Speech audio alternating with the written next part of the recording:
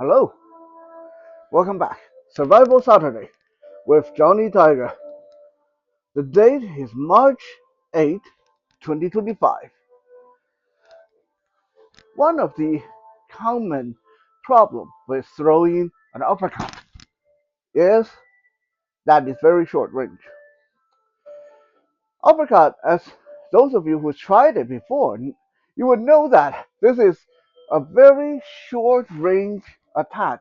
It's devastating when you can get it to work.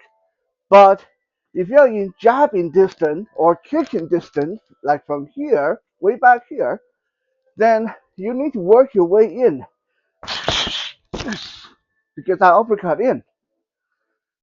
Otherwise, you might as well forget about it. You're not going to be able to throw that from here. Or can you?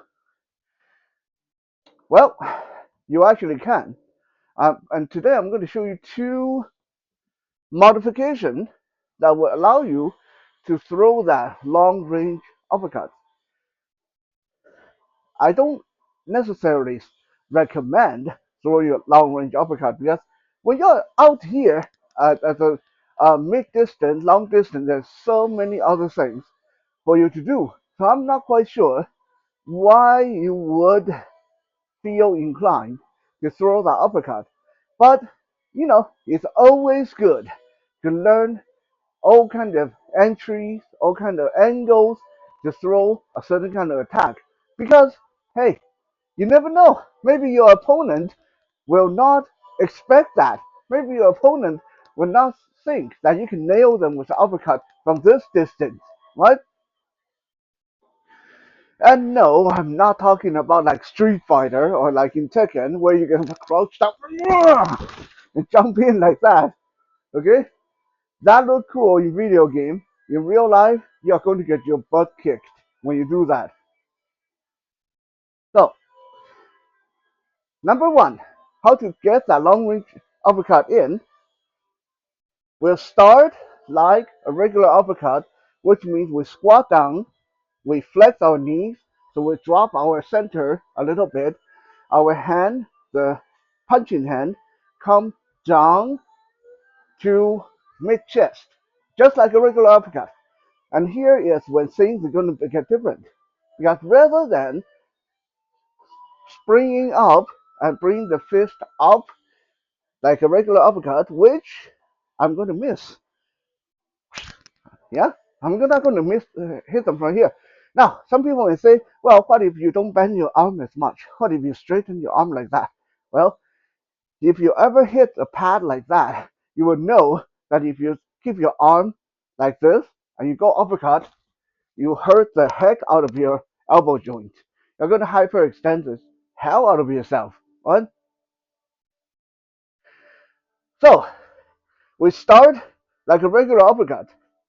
We drop our weight, wind up. Now, obviously, in regular, like in a real sparring or fighting, you don't do it this obvious. I'm doing this because I'm trying to show you guys how to do this. Okay, so we start like a regular uppercut, and then at the last minute, we turn our hand around and let our hand drop all the way down by our hip. Boom! Well, it's like a backhand. It's an uppercut backhand. Okay? Boom! Right? I'm nailing them with this whole set of knuckles here. Boom! Right under the chin. Boom!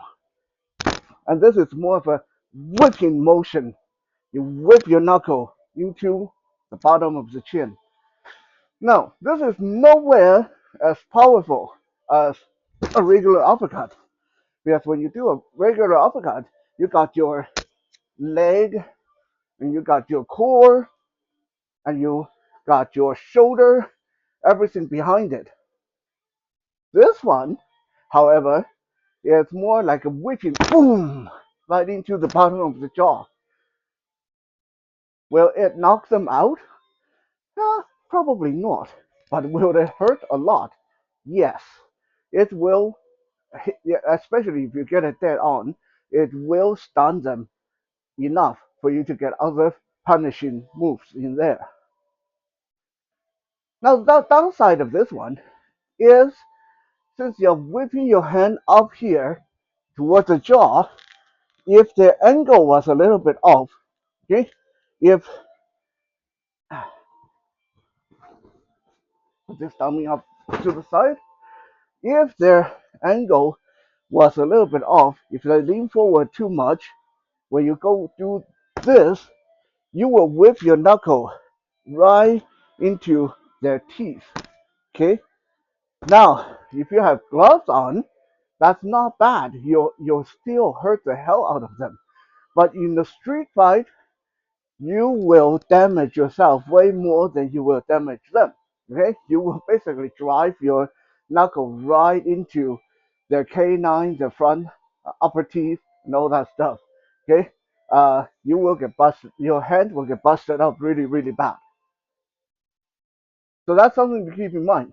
Now, I'm going to show you guys my preferred, the second way to do a long range uppercut.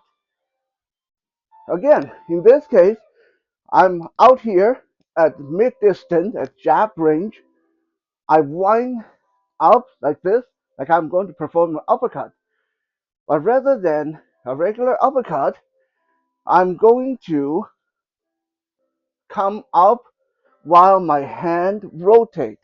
So rather than palm facing me, like a regular uppercut, my palm will turn to start facing towards them as I fire the uppercut. And watch in slow motion where this is going to hit. Right in the throat. Right in the throat. There's no chance of hitting the teeth. I'll either get the throat or get the side of the jaw. Okay, this is like a combination between an uppercut and a right cross. Okay, uppercut and a right cross. Right, this one will knock out if you get a good setup and you nail them square right in the throat. Now, obviously, with glove on, you're not going to slip in under the chin as easily. So this is more useful as a street fighting tactic.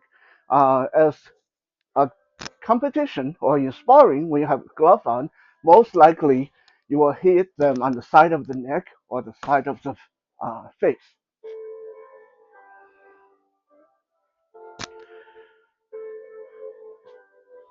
So, quick recap. Number one, the one that's the less damaging, uh, from uppercut position, we drop our hand and whip our knuckle right into the bottom of the jaw, bottom of the chin. Okay, it's a straight arm whipping in there. Yeah.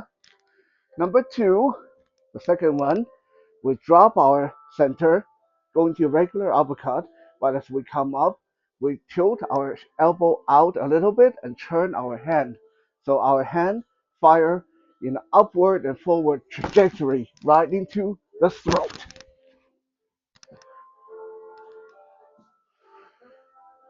Be careful with that second one because when you punch someone in the throat, there is a lot of potential in serious injury. Thank you for checking out today's episode. I'll be back tomorrow for the Soul Search Sunday. For now, have a good night.